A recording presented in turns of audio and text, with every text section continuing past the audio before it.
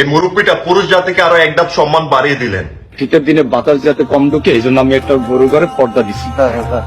এইটা গরুতে প্রসাব করে ভিজিয়ে ফেলাইছে, ওরা একদম তাজা প্রসাব, মানে পানিটা দেখা যায়। তো ওইটা উপরে উঠে গরুটা বাই করতে হয়। তো ওইটা আমি ধৈর্য উপরে উঠাইতে গেলে ওইটা সিট আমার গায়ে আসতে পারে। তো আমার ওয়াইফকে বললাম আমি, তুমি একটু এটা উঠাই দাও। তো উঠাইতে যাইয়া ও দুই কথা বলছে, আমি দুই কথা বলছি, এটা নিয়ে একটু কথায় কাটাকাটি হয়েছে। মারামারি কাটাকাটি কিছু হয় নাই। স্বামী স্ত্রীর ভিতরে এই দুইটা হইতেই পারে। হ্যাঁ, কিন্তু এমনি আমরা দুজন খুব খুব ভালো ছিলাম, খুব হ্যাপি ছিলাম আমরা দুজন।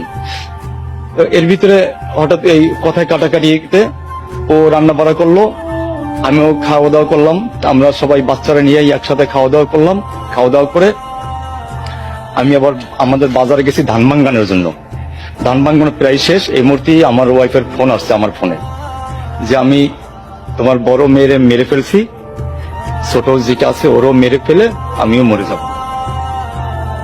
তো তখন আমাদের বাড়িতে যে আমার স্বাস্থ্য ভাবিরা আছে বা ভাইরা আছে, ওদের কারো ফোন নাম্বার কাছে ছিল না, ফোন নাম্বার ছিল না আমার এই সেটে। তো একটা নাম্বার মুখস্থ ছিল আমার আপার, ও থাকে ঢাকায়। আমি ওরে ফোন দিলাম যে আপা তুই তাড়াতাড়ি লাকির আম্মুর আমাকে ঘরে যেতে বল। তো আমি আর ওর সাথে বেশি কথা বলি নাই যাতে সময়টা নষ্ট না হয়। তো আমি ফোনটা কাইটা দিছি, ও মনে ফোন দিছে ভাবিরে, ভাবি দৌড়াই গেছে আমার ঘরে, আমিও দৌড়াই গেলাম।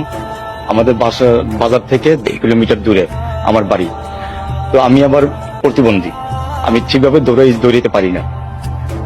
তো যতটুকু পারি আমি দৌড়াইতে গেলাম, যাইয়া দেখি আমার মেয়েটা নাই, আমার বড় মেয়েটা নাই, ও মারা গেছে। বা গলার টিপ দিছে, আমি ঠিকভাবে করতে পারতেছি না। সম্ভবত ঘরে ওই যে চাউলের ওষুধ ছিল, হয়তো ওগুলো খাইছে, কিন্তু ও ওইটা খাইছে, ওর মুখের থেকে গন্ধটা পাইছি আমার ওয়াইফের। তখন আমি ভাবির বললাম যে ভাবি, ও আমার কাছে বলছে এই কথা যে ও মরবে, ও তো মনে হয় খাইতে পারে। তখন যে ওর মুখটা খুলতে পারি না, ওর দাঁত মানে করতে পারতাছি না। পরে আমি জোর করে এরকম দাঁত করলাম, করার পরে ভাবি ওর মুখে, আমার বড় বাড়ির বউ, উনি ওই তেঁতুল গুলে তেঁতুল দিল, মুখে চুল ঢুকাই দিল, অল্প একটু বন্দি করছে। এর ভিতরে ভ্যান চলে আসে, ভ্যানে করে মুলাদি নিয়ে যাই, মুলাদি নিয়ে ওয়াশ করে ওখান থেকে আবার এখানে নিয়ে আসে।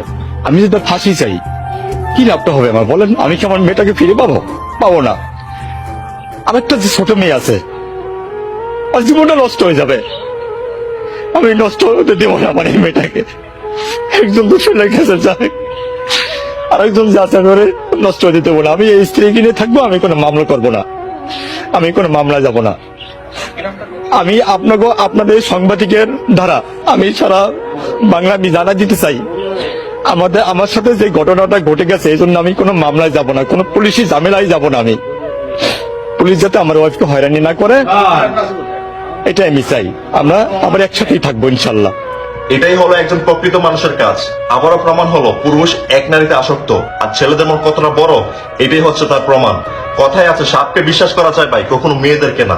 পুরুষ মানুষ কখনো তার ভালোবাসা দেখাতে পারে না, কিন্তু প্রমাণ করতে পারে, আর এটাই হলো একটা প্রমাণ।